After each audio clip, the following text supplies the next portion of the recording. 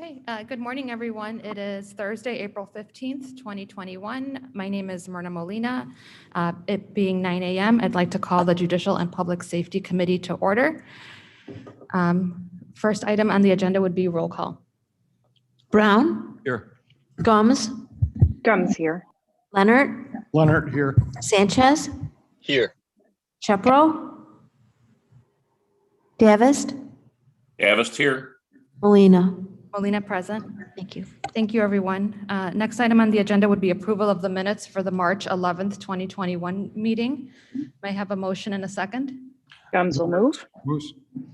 Mr. Leonard moves, Ms. Gums seconds. Any questions or comments regarding the minutes? Okay, hearing and seeing none, please call the roll. Brown. Yes. Gums. Gums, yes. Leonard. Leonard, yes. Sanchez. Yes. Davist. Davist, yes. Molina. Molina, yes. Thank you. Okay, next item on our agenda would be public comment. We didn't have anybody signed up to speak. Is anybody here with public comment today? Okay, seeing none and hearing none, we'll move on. Our judiciary financial reports are on file.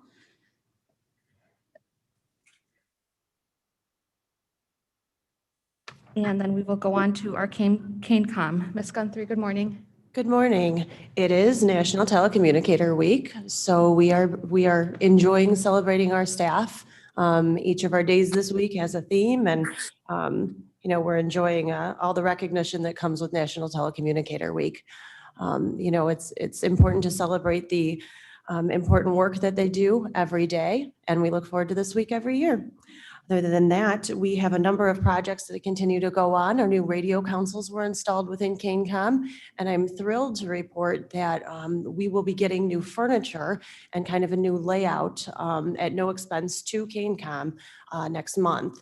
And the way we were able to fund that is through Access ETSB revenue that was available to CANECOM. We had a little extra that we didn't expect to receive at the end of last year. So we're able to use those funds to put in new furniture consoles for our team.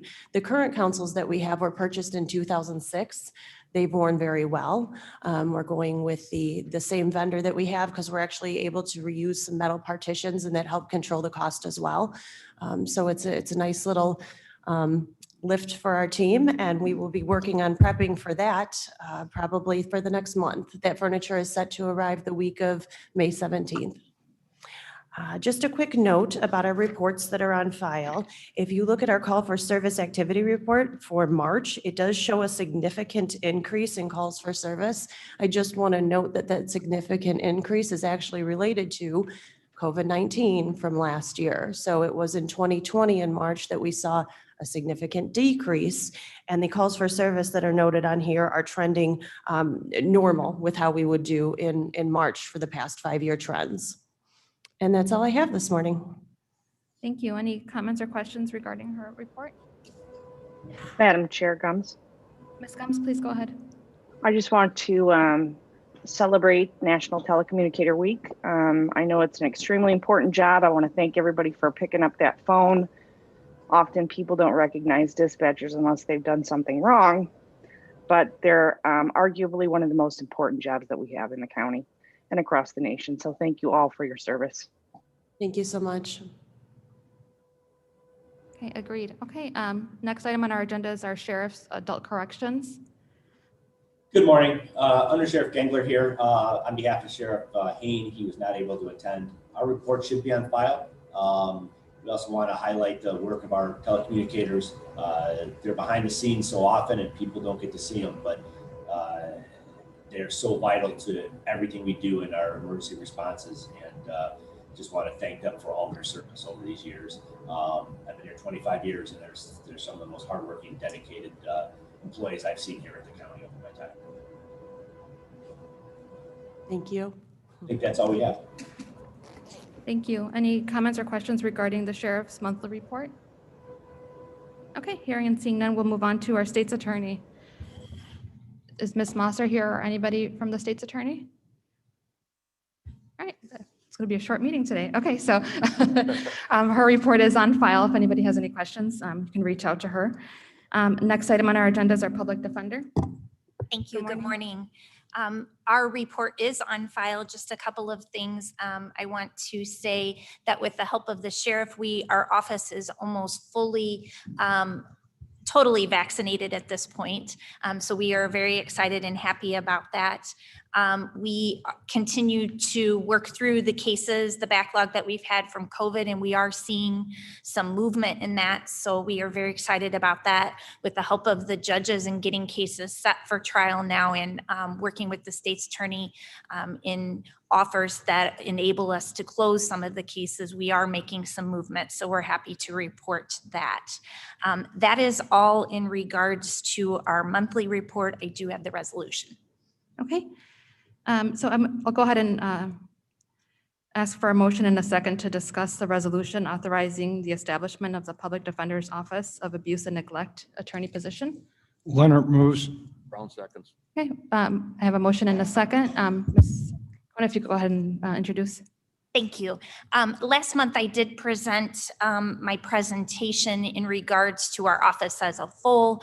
And in that presentation, I talked about things that we needed and things that we would like to have. The abuse and neglect position is something that I feel that we do need in our office. And in relation to that presentation, just a little bit of a reminder of the numbers. We were from 2018 to 2020, we have seen a 76% increase in our caseload for the abuse and neglect courtroom. We were at 218 cases in 2020. Those are cases that our office opened and that we were appointed to. In that courtroom, as a reminder again, we currently only have one designated attorney for that courtroom. She is responsible for handling all of those cases, which involve multiple children, usually for each case, as well as hundreds of pages of documents to read and multiple agencies to discuss the case with. Because we only have one person, she is on almost the majority of the cases in that courtroom, so she does not get any lag time in between cases to help her catch up. And at this point, for effective representation of our clients and for the good of the county as a whole to help move all of these cases forward, we believe that we do need this position to add a second person there. In the resolution, I am asking, it would be entry-level salary. I do have someone in mind who could move into that position in the office, who has the experience to be able to handle that position. And then this salary rate would allow me to hire in then a new attorney to fill his spot. Thank you. Any comments or questions regarding the resolution? Okay, wonderful. Mr. Sanchez, please go ahead. Thank you, Madam Chair. My question is, the money for this is coming from the Special Reserve Fund, the savings from the COVID-19 that we got from the CARES Act? Yes, I spoke to Mr. Onzik, and that was his best suggestion for me. Going forward, since that's kind of like a one-time funding source, is there a plan for retaining this position going forward with other money? It is my understanding from Mr. Onzik that this would enable us for a couple of years. And then I am working with the state's attorney. We are working on ways to be able to fund these positions going forward out 5 years, 10 years, and into the future. Excellent, thank you. Thank you. Mr. Leonard? Thank you, Madam Chair. Mr. Sanchez, I wanted to point out to you that with the additional rescue money that we will be receiving, I had proposed that we consider taking that amount and dividing it over 10 years. The purpose of that was in order to fund these needed programs. And if we took that amount over a 10-year period, that would give us an additional $10 million a year to fund any additional needs that we have, be it payroll or whatever. Madam Chair brought up the point that what do we do in 10 years? After that money's gone, which is a very valid point. However, I think giving ourselves 10 years to figure that out is better than 2 or 3 years. So that would be my hope, that we could fund these needed additions and changes for up to 10 years with this new money coming in. Okay, thank you. And I think this is going to be an ongoing conversation, as Mr. Leonard said, regarding the funding of all these, not just positions, but infrastructure, labor, physical infrastructure, technological infrastructure. So we'll just keep having these conversations and hopefully getting our community what they need. Okay, with no further comments or questions, I'd like to go ahead and take the roll on this resolution. Brown, Yes. Gums, Gums, yes. Leonard, Leonard, yes. Sanchez, Yes. Davis, It's for the kids. Davis, yes. Molina. Molina, yes, and this will move on to our Finance Committee later on this month. Okay, if it's okay, I'd like to go and go back to our state's attorney, Ms. Mosser. Good morning. Good morning. Sorry for being late today. We have our financials on file, and I don't have a report outside of echoing what Ms. Conant has said, in that we are working really well together to move cases. So our case numbers are going down. We're taking more cases to trial, and we're resolving more cases. So I know that that has become a breath of fresh air for most of the attorneys and support staff, because they're starting to see movement. The other thing that my staff has asked me to extend to JPS is a big thank you recently for the beginning part, and then that ultimately approval of the additional funds to the state's attorney's office. They are very excited to see that they have board support. They're very excited to see the new people that we're going to have at the office, which is just going to, again, pass out more of the work. And they wanted me to say thank you to all of you for listening and really being the driving force behind all of this. So thank you. Mr. Leonard? Thank you, Madam Chair. I just wanted to comment on the state's attorney's office, and specifically the state's attorney. If we all remember, initially there was a request for about $3.4 million.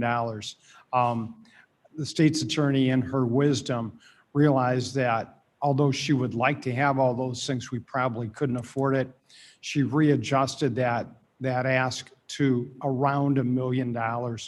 And that made it very feasible for us to handle this. So I want to thank her for her efforts to try to work with the county, because our finances are somewhat tight, and she did a great job. So thank you very much. Thank you. Absolutely.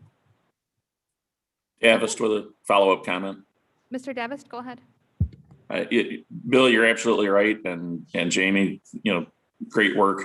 I know you and I have intended to have a conversation about this, but since we are in an open meeting, I want to continue to plant the seed about what I perceive as a need, not just a want, for a neutral exchange site, because it is about the kids. And that's a feature that has been lacking that we really could use. So let's just keep that in our minds as we move forward. That was it.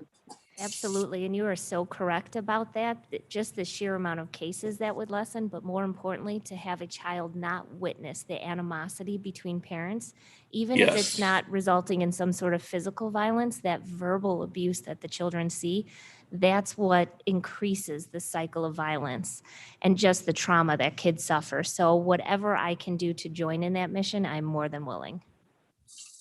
You have to help parents that are fighting stop poisoning the well. It's really it is a vicious cycle. So. Thank you, Mr. Davis. Yep. Okay, seeing no other comments or questions, we'll move on to our judiciary and courts. Judge Hull couldn't be here today, but I'm not sure if somebody else is here. Okay. go Morning, ahead. Andrea O'Brien for the judiciary. Yes, Judge Hull does apologize. He couldn't be here this morning. We have nothing to report, but if anyone has any questions, please let me know. Okay, no questions at this time. So we will go on to our Court Services Administration. Good morning, Ms. Ost. Good morning. I don't have any resolutions in front of you this morning, but I did bring a director, Emily Saylor, who's going to present on the drug court as part of our continuing informational presentation to you guys. And I will congratulate myself for having great timing that I'm not competing with Sheriff Hain this morning. It's very exciting. So I'm going to introduce Emily Saylor. She's a director in probation. She's over all of the specialty courts as well as some of the adult probation functions. Hello. Hey, good morning, welcome. Thank you very much. Thank you for having me. I will try to keep it quick since everyone's ready for a quick meeting, so I won't try to go too long. With the problem-solving courts, and I'm going to try to talk about all three of them. Many of you I have seen at graduations, and you've been around for the problem-solving courts. I'm trying to give you a little bit of insight into what we do day to day from the probation piece of that. And so the hope is that once we kind of get through this, you'll just have a better understanding of the day-to-day work, not just those graduations. So Kane County has 3 problem-solving courts. We have our adult drug court program, we have our treatment alternative court program, which is our mental health court, and then we have our veterans court. Each of those programs, there is a process that we go through to get people involved in applying for the programs. And while each program is unique, there's a lot of similarities to that. So each of our courts is required to be certified by the Illinois Supreme Court. The state came out with standards a few years ago that required all operating courts within the state to adhere to certain standards. So there was an application process that each of our courts went through, and there was in-person interviews that took place and then observation of the courts to make sure we were adhering to that. I am pleased to announce that all 3 of our courts have been certified, and they will be continue to stay certified for up to 3 years, at which time we'll go through a recertification process. So some of the things that we look at in addition to the state requirements for somebody coming into the program is that applicants have to want to be part of the program. I think that's probably one of those, the want and the ready are 2 entirely different things. And so what we try to do on our end is really make sure that they want it. We then help them get ready for it. And so when you look at the intensity of what these courts are, that readiness is a huge piece that we try to focus on. The other thing that we really want to make sure is that the applicants are residents of Kane County. We have a lot of resources in Kane County, a lot of support from the individuals from the board, from all over the treatment agencies, community representatives, and we want to make sure that those resources are going to the residents of Kane County. So during that application process, we're really making sure that we have an idea that there are ties to the county. This is probably self-explanatory. Treatment is mandatory. These are our treatment courts, our problem-solving courts. Treatment is a huge component of that. So all 3 courts do require a need for treatment. As long as an individual expresses that they're ready to begin that treatment, again, want to begin that treatment and then ready to begin that treatment, we're going to make sure that they get those resources. It's a team-based approach. I think this is the most unique piece of this, and I think this is part of why these courts are so different than regular probation, is this team approach. We have the judiciary, the state's attorney, the public defender, all of these individuals that are working around for a certain person. And when you work with these individuals and after they get into the program, you really start to see that relationship with the attorney or with the judge is different than anything that they've experienced before. And that's kind of, I think, what makes these courts unique. And studies have shown what really kind of sets them apart from the regular probation caseloads that we have. In addition to who I listed, there was the Veterans Treatment Commission that also sits on those teams, and then our local treatment providers.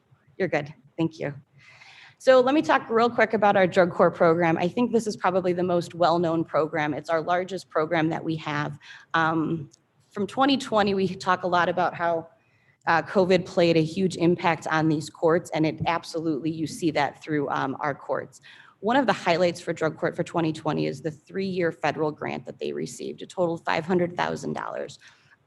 What I want to really kind of point out is that this is the 3rd consecutive federal grant that our drug court has received. So over the last 11 years, we have received funding from the federal grant in order to help support the program, which has been a huge advantage to the individuals that are part of drug court, and really allows us to really focus on the treatment piece of that.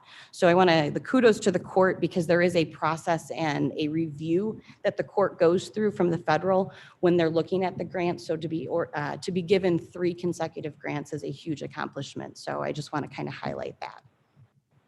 The capacity is 125.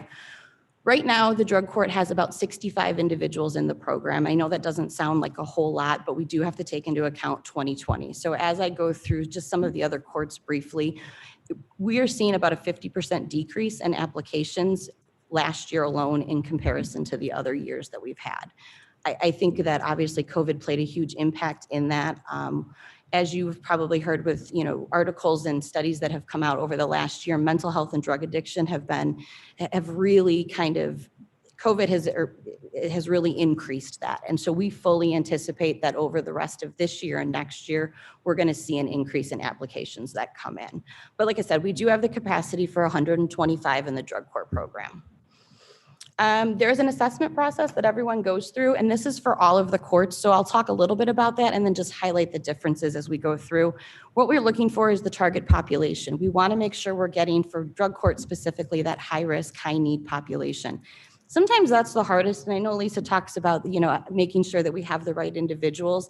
It's really important for these problem-solving courts that we do have those individuals, because these are intense programs. You have weekly court appearances, you have conversations with the judge, there is immediate responses to sanctions or, that are coming up with behavior. And if we start to put a low-risk individual into that population and mix them with those individuals that are in those courts, we actually risk making that person worse. I think one of the hardest things that, we try to teach our officers when they come in is a person who maybe comes up as low risk, but is that they're high need. So they have an addiction. We see that they have an addiction. They're looking for the resources for that, but they don't meet that high risk criteria. So having to tell that person, yes, we absolutely understand that you have an addiction and you need that help, but we also don't want to make you worse by putting you in with this population, so you're not appropriate for that court. And that's something that we try to work with our officers, really make sure that the applicant themselves, the attorneys, family members sometimes understand that there are positive things that are going on in that person's life. We try to identify that with that person and then give them those resources. We provide treatment agencies that would be appropriate for this person, link them with some of those services, understanding though that that's something that they can likely do on their own without having to mix them with some of our populations. And so if we can go to the next slide. So when I talk about risk, and I know it's a little bit hard to see on there, so what that top graph is showing you is that is the risk of our regular probation caseload. So on the right, that 60% that you see there, that is our low risk population that has been assessed for regular probation.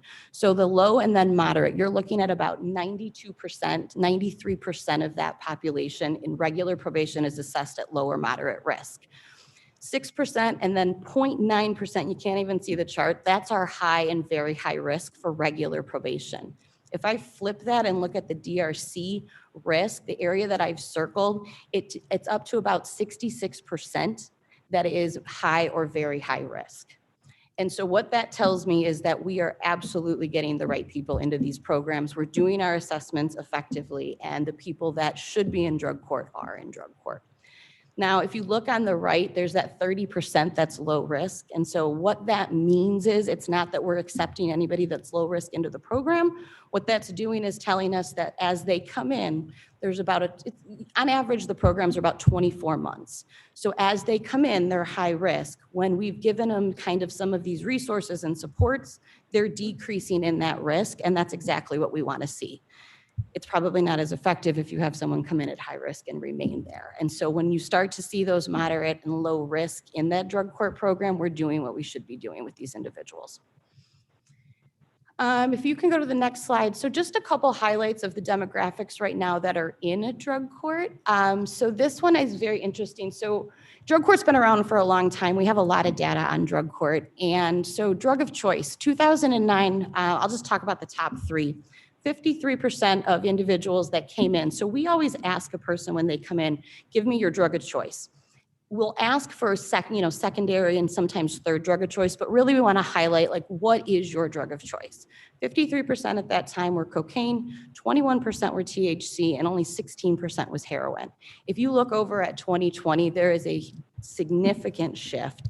Again, the heroin at 51%, I don't think that surprises anyone, given obviously the conversations that we know about opiates and where we're at with that.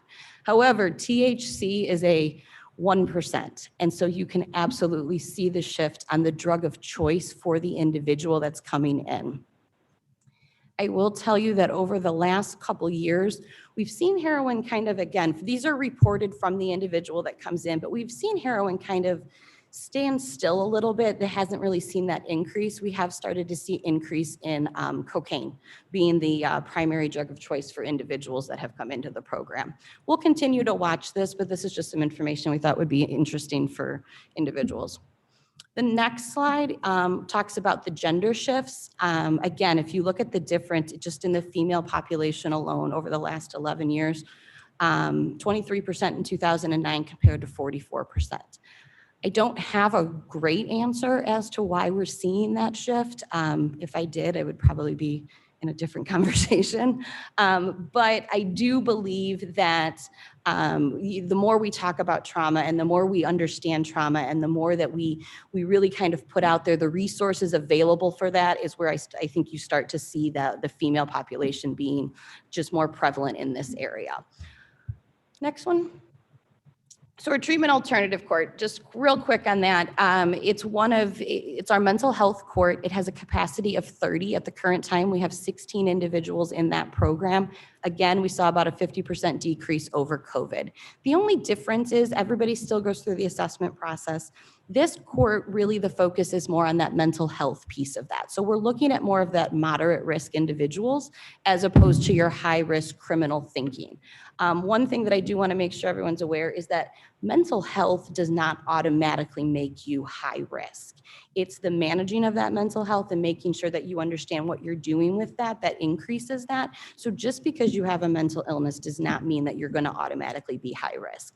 And so we understand that. And so we're looking at kind of a little bit different population with our treatment alternative court. The only other difference with this court is that we, instead of doing that substance abuse assessment on individuals, we're going to do a mental health assessment, and that comes from our diagnostic center. Every individual that comes into our TAC court is assessed for mental health needs. Next slide. Veterans Treatment Court. This is our newest court. It started in 2018. As I said before, these programs are about 24 months in length on average. Veterans Court right now has 3 individuals, and I know that seems like a very small number. At the end, we just talked briefly about graduations, and Veterans Court graduated 6 individuals last year, and that puts you right up about that 24-month time frame. So that's where we're trying to see, we see that difference in the population sizes. One of the unique things about Veterans Court, which I think many would know, is that you must be a veteran and you have to be VA eligible. The one thing with VA eligibility is that you have to be above a dishonorable discharge in order to receive services through that. And so that's something that comes through our assessment process. We're also looking for a moderate to high risk. And again, some of that's just looking at the background of the individuals that are coming in. As you can see up there, we have certain local community resources that are a part of that team, which are different from the other courts, the King County Veterans Assistance Commission, and then the Veterans Treatment Center. Most of the treatment provided from the veterans comes from those agencies as well as Hines VA. And then you can see the gender in that. Next slide. So I'll be biased for just a minute and tell you that what I think really makes these courts work is our probation team. That is not taking away from the judge, the state's attorney, public defender, anyone else, but the day-to-day work that these officers are doing to work with these individuals from day one, I think is really what kind of brings all of that together. So this is just a look at the teams that we have in place. As you can see, the drug court team obviously has more individuals, and that makes sense based off of the population and the size of that court. Next slide. So I just kind of broke down the work for you. I'm not going to talk about all of those, but what I want to highlight is the crisis management piece of that. So what crisis management is, these officers are working 365 days a year, 7 days a week, 365 days a year. They have access with their phones. Individuals are contacting them. They are there for people in the evenings, on the weekends. Oftentimes we have to tell them, okay, I need you to shut your phone off. I need you to take a break for a minute, because of that dedication that they have to these people and to the populations that they serve. The relationship, not only with the judge, we talked about before, but the relationship with their probation officers, I think is really what gets a person from starting and just wanting to be part of the program to really seeing those accomplishments and making it through successfully. One of the other things that we talk about are, home visits and drug testings. That's been a huge shift from 2020 because obviously we had to readjust a lot of the things that we were doing in 2020 and look at how do we continue to monitor and supervise this population and work with them when everything else has been shut down. So if you'll go to the next slide, I'll talk a little bit about the drug testing. As you can see, the huge decrease in 2020 compared to previous years with the amount of drug tests. The slide on the left shows you the differences between just our specialty courts, the number of drug tests that we do, and then our regular probation. Again, our specialty courts far exceed our regular probation caseloads in the drug testing, also letting us know that we have the right population that we need in those courts. So again, 2020, you see the decrease, but I will say that if I look at all of those courts, even with the graduations, there was probably about 100 individuals between all three courts that were supervised during 2020. There were still 4,200 drug tests that were completed on those individuals, understanding that there were still a couple months in there where essentially everything was shut down. So, again, huge kudos to our staff for getting out there and really kind of putting themselves in the positions to really want to help these people and make sure that no one got lost during those shutdowns. And so, so we talked about the grant before, so I want to just touch on the residential treatment and then supportive housing placement, which really is what we call halfway houses. Residential treatment, when we've applied for these grants over the last couple years, the focus has been on residential treatment. As many of you, I'm sure, know, treatment is extremely expensive. Many individuals do not have access to that treatment, or if they do, it's only for a short period of time. So what we try to do is utilize these grant funds to help anybody and everybody who needs it pay for this residential treatment. We do our best to look at insurance first. We then look at the DASA-funded beds, which allows us to, these are state-funded beds. So again, that's not coming out of our grant dollars, that's coming out of beds from the state. We have a wonderful, or we're getting a new treatment person who really is pushing to these agencies to really get our individuals into these inpatient treatment facilities to get them the resources that they need. When that doesn't work and when somebody needs treatment immediately, then we're going to go ahead and use our grant funds. If you look at inpatient treatment, we had 68 individuals that were placed in 2020. Even compared to 2019 with 29 individuals, you can just see the impact that COVID has had on the addictions and that population. The second one, the treatment alternative court is also listed there. What I will highlight is that when we look at our treatment alternative court, there's a lot of dual diagnosis that happens. So we're placing individuals into a mental health and substance abuse agencies. And so not all of those individuals through our mental health court are in need of those inpatient services. You see that primarily more with our drug court. On the left, you'll see 80% in 2020 of the drug court population was assessed as needing inpatient treatment.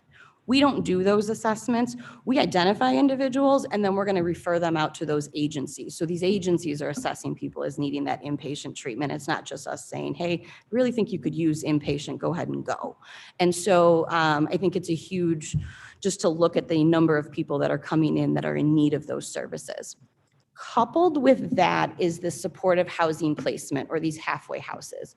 So what we have found is that, and again, I don't think it should come as a surprise, drug court always talks about, or all of the courts, people, places, and things, right? So if you want to really work with somebody, we send somebody to inpatient treatment, we give them that 28 days, we get them out of their community, out of their home environments, and really let them focus on themselves, skill building, things like that.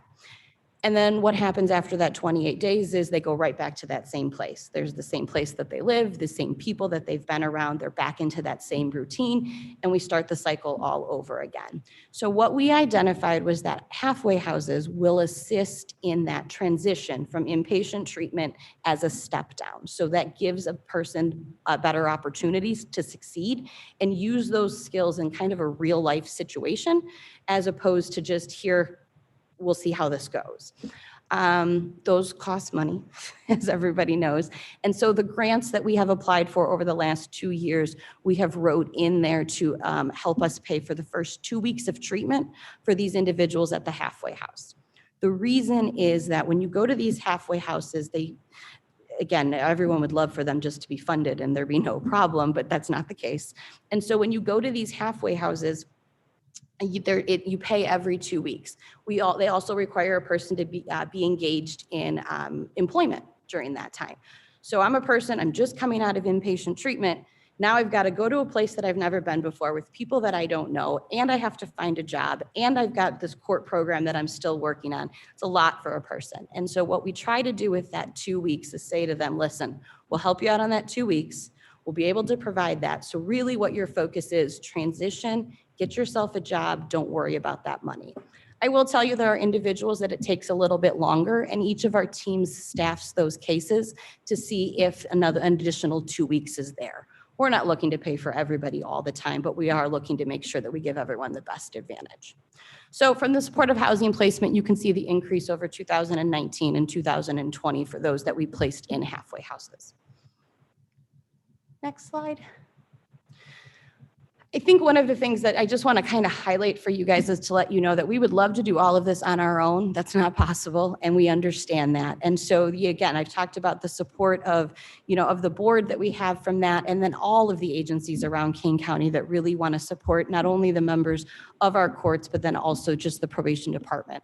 So these are some of the agencies that we have utilized in 2020. One of the things for the sneaker hearts that I want to talk about is I think sometimes we forget. So we require all of these individuals, if capable, to get employment prior to graduation.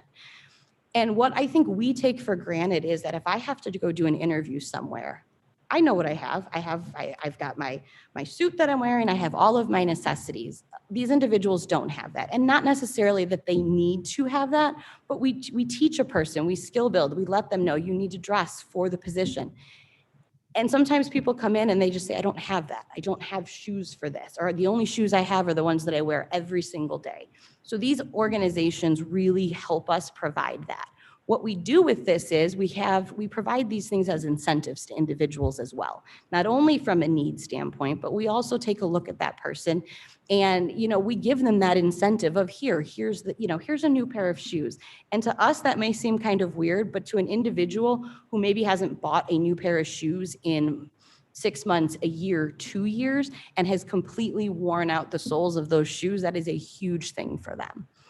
Transportation is big for people. So when we talk about these coat drives that we do, sometimes people don't like accepting that. And so we basically just say, here's another coat for you. And some of this is based on when our officers are out in the field and they're identifying, how are these people coming out of the house? When they're waiting at bus stops, what are we seeing? So a person may say, no, I don't need a coat, I'm good.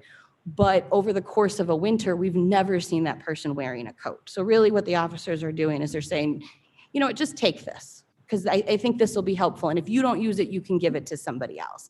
And really just kind of trying to use what the community's been able to give us and give back to others.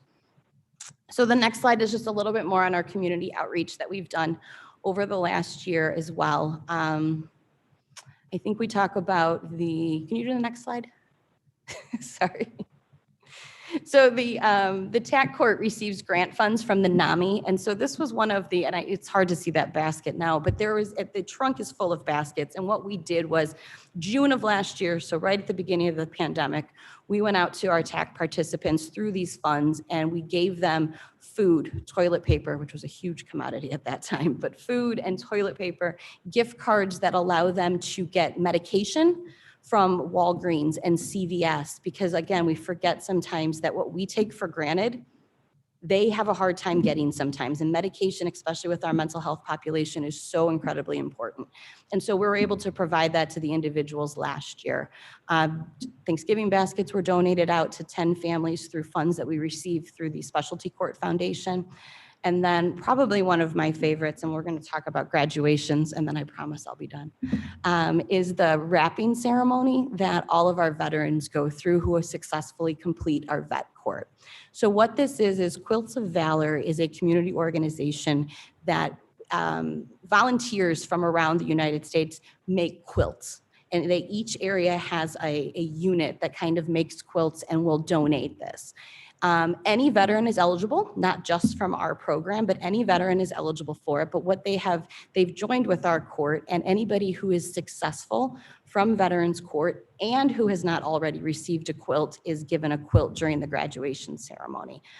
It's unique. No quilt is the same because as they go through that, they're making these for individuals that come up. And so if you have not already, and I'm going to plug all of our graduations in a minute, but if you have not already attended one of the vet court graduations, I highly encourage you to do that. The difference is it's really neat to watch some of that. So if you do the next slide, which is the last slide, we're going to talk about just the graduations and determining success. So when I came up initially, we just talked about, the success of the programs and those graduations and seeing people at the graduations. And that makes sense. But what I want to make sure we also remember is that it's not always the graduations. So success is going to look different to everybody. And that's kind of what keeps our officers going day to day. Not everybody that comes into the program graduates. In fact, I think at this point, about 60% are graduating. And that may not seem like a high number, but when you go back to that risk population of that very high and high risk and realize that for 2.5, sometimes 3 years, we've been able to keep this person in the court system without committing new offenses, successful in treatment, working, maintaining employment and sober. That's a huge success. And so even if I can do that for a person for 18 months and perhaps something comes up and they don't get to graduate, they've still been successful in that time. We try to talk to the officers about, an individual who's had a child that is not addicted to drugs. That's a huge success for us. Individuals who have their first home. We do milestones and we give out, incentives to people for things like that. Again, for getting their first home, you'd be surprised how many people just have never had that before. And that's a huge accomplishment for them. Getting a driver's license. So our officers are working with individuals to figure out, what do I need to do to get my driver's license so I can continue working my job and not rely on public transportation and not rely on some of these things that I've done before. And so then when we look at the graduation rates, overall, since its inception, drug court's got 879 graduations. Again, October, we had a 20-year graduation. So drug court's been around for quite a long time. TAC and vet court, you can kind of see those graduation rates. And then we talk a little bit about just what happened in 2020. So despite that pandemic, people are still graduating and they're still being successful in that program. Each of our graduations, as I said, I would encourage you to attend. If you haven't already, I can ensure that our coordinators will send those links out to you. I think one of the other highlights of 2020 has been the use of YouTube and the use of Zoom. And so where, some of these vet court and treatment alternative court graduations people may not have been aware of, this allows for anybody to view those. And I would really encourage all of you to log on and kind of see the journey that these individuals go through and the uniqueness of each of those graduations. Any questions? I guess I just have a quick question. For each of the courts, you mentioned a high risk, high need. How do you define high risk? So great. So we do a risk assessment on every individual that comes in. And so that risk assessment will let us identify the areas of high risk and overall high risk, and then some of the areas that we need to work on.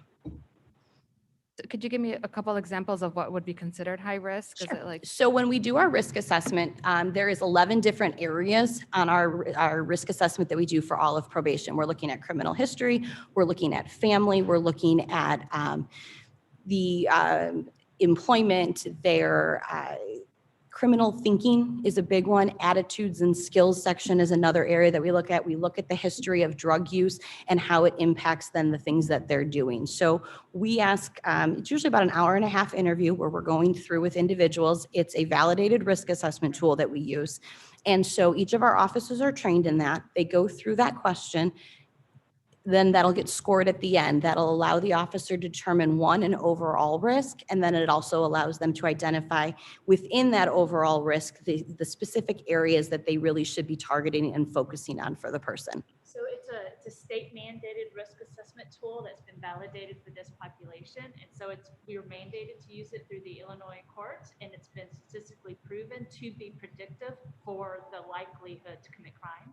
So when we talk about risk, what we're talking about is risk of reoffending.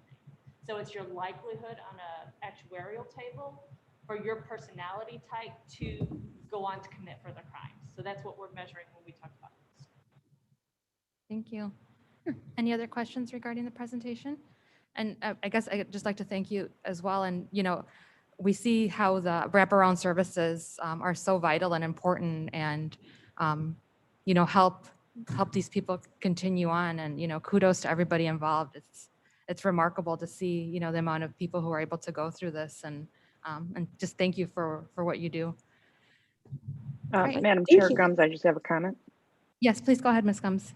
I just want to thank everybody for their hard work in this program. I've been involved with the addiction on a personal level for over 20 years now. As board members, when I speak to folks in my community, they, if they're willing to listen to my long-winded conversations, when we speak to business owners, I often find that one of the biggest obstacles for folks in these programs is getting a job that they can actually pay their rent and buy food. So when I speak to business owners, I'm like, take that risk, hire that person with a felon who's in the treatment program. Because there's nothing that works harder against these folks than not being able to have the dignity to pay your rent bill or to put food on your table. So as a board member myself, when I speak to folks, I encourage them to do those things. They're scary as a business owner, but ultimately it helps you guys do what you're supposed to be doing and gives them the dignity to go out and put food on the table and be able to pay rent. Also, you brought up something that has been strong for me. And, I would also like to see, and I've spoken to our legislators about this, we automatically suspend licensing.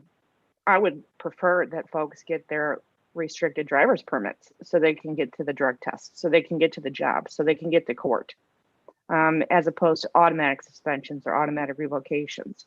That's going to help you guys. It's going to help the community. And overall, it's going to help the person that needs help the most.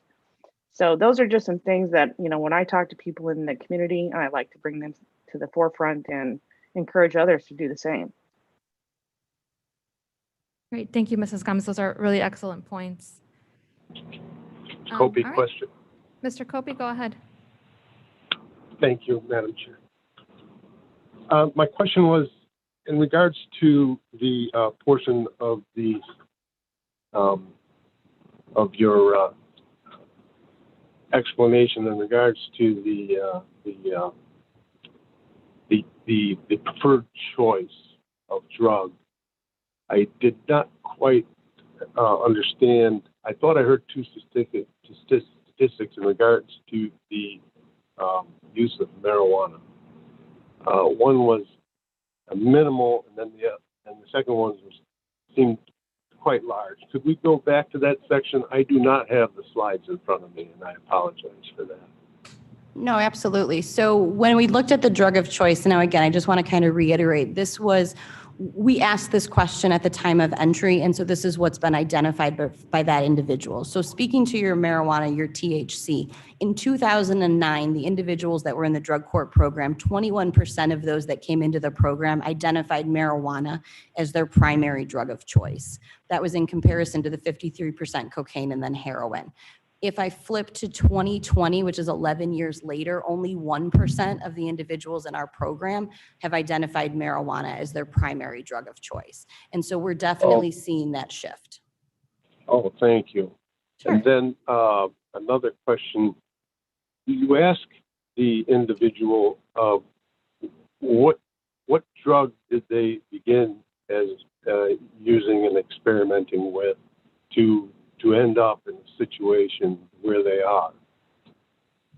That's not a question that we ask at the time of application. I know where you're coming at with that, and I think it'd be really interesting information just to kind of when we get to know the person. But generally, once they're in and they're applying, we're really kind of focused on what is their current drug of choice, and then how do we best assist them at that time. Right. My concern is obvious. I am not an advocate of marijuana use or the wholesale of the product and the growing of it within our communities. And if there is a connection, I think we should all know it. But if there isn't, then you don't feel that it is an issue. We'd like to know that also. I understand that. Yeah, that's absolutely. And I think that's something to be, that we can take into consideration as we continue to have conversations with these individuals. Thank you, ma'am. Sure. Thank you, Mr. Copey. Okay, thank you again for your presentation. Thank you very much. Thank you, Emily. So that was Emily Saylor again. So she's one of two directors in the probation office. And I will just finalize her presentation, as it were, or just ending on this note in that in court services, our goal is recidivism reduction. And so when we talk about high risk, high needs, we're talking about high risk or propensity, likelihood to commit further crimes. And so that one slide, Emily showed that the drug court is very successful in taking people who are high risk and also substance abusing and bringing them down to low risk. So we're treating the substance abuse because the goal is that the substance abusing is what is driving the criminality. And she touched on a little bit. Sometimes we find that there's multiple underlying issues going on and they're self-medicating using the drugs to disguise, to cover up mental health issues and other issues. So everything that we do is driven by risk. So this program really only admits high risk people because we're really trying to focus on eliminating, reducing criminal activity in the community. So if there are any other questions, like I said, I have no resolutions this week or this month, and I appreciate you. Thank you. Mrs. Austin, I'm sorry, I apologize. I know you were also going to be Right, presenting so- the the Juvenile Justice Center Yeah, report. absolutely. So Mike Davis will not be coming to these meetings anymore, just in order for brevity for the agenda. So his reports are on file. If anybody has any questions, I'm very happy to speak to any of those. Okay, thank you. I don't Thank see any you. questions. Okay, so we will move on to our circuit clerk. Good morning, Ms. Barreto. Good morning. My report's on file, and if anybody has any questions regarding it. Also, I would just like to say that we have been implementing some new computers. And which has been a long time coming, trying to get 2018 Tyler in. And then another one of our systems, which I tried to describe it, nobody would understand anyway. But the problem is that what we do at the circuit clerk's office, we rely on Tyler, we rely on their product, we rely on IT, we rely on, and what we do at the circuit clerk's office is try to make it work for all of the judicial partners that are using the systems, to make sure that everything is correct, that all the forms are correct in there. And sometimes that can be really cumbersome because they change on a dime. 1 minute it's this way, and then at the end of the day we get a new legislative update. But we are implementing 2 new systems the end of the month. I would like everybody to keep in mind, we did not create these systems. We're making them work for all of you. So if there's any issues with them, we need to know so that we can make sure everything's working for all the prosecutors, state's attorney's office, et cetera. And then the other thing is, I do have an ordinance on the agenda today. It's just basically a housekeeping issue. I don't know if the state's attorney would like to discuss it any further. I guess I'll entertain a motion and a second to discuss ordinance. Leonard moves. Sanchez seconds. Okay, Ms. Burrow, go ahead. It's just a housekeeping issue. It was originally a resolution and we needed to correct it to state the correct information, but that's all it is. It's already been in place following the state statutes. And if there's any question for the state's attorney's office, ASA Brady is on the line as she's the one who drafted this and can answer those questions. So basically, the fees have already been in existence. This is just clarifying. Right, right. Okay. Nothing's changing as far as the fees go or anything like that. Okay, any comments or questions? No? Okay, so go ahead and entertain a roll call, please. Brown, Yes. Gums, Yes. Leonard, Leonard, yes. Sanchez, Yes. Davis, Davis, yes. Molina. Melina, yes. Okay, thank you. Okay, that passes, and then I'll go on to finance, it looks like. Okay, next item on our agenda is our merit commission.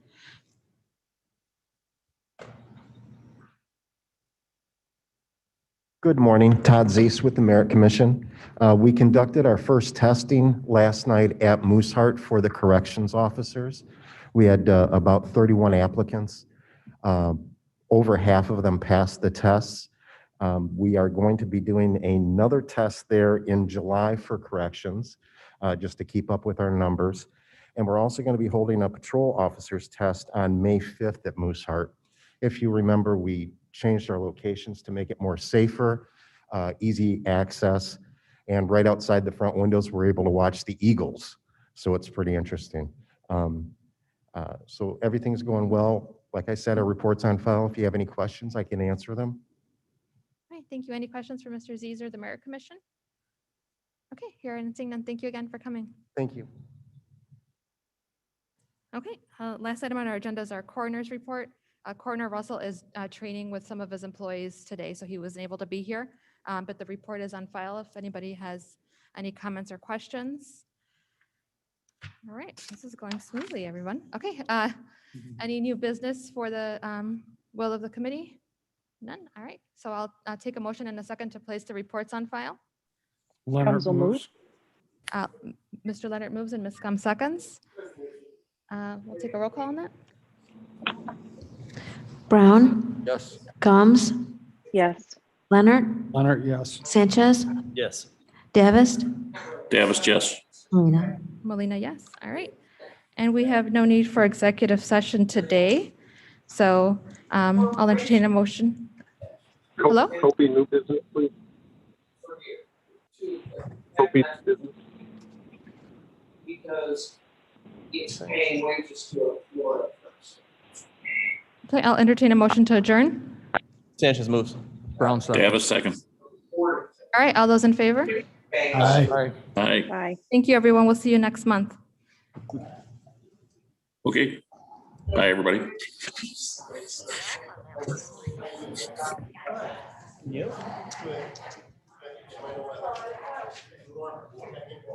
Yeah, I don't like cold. Bye-bye, you too. Whoever records, but.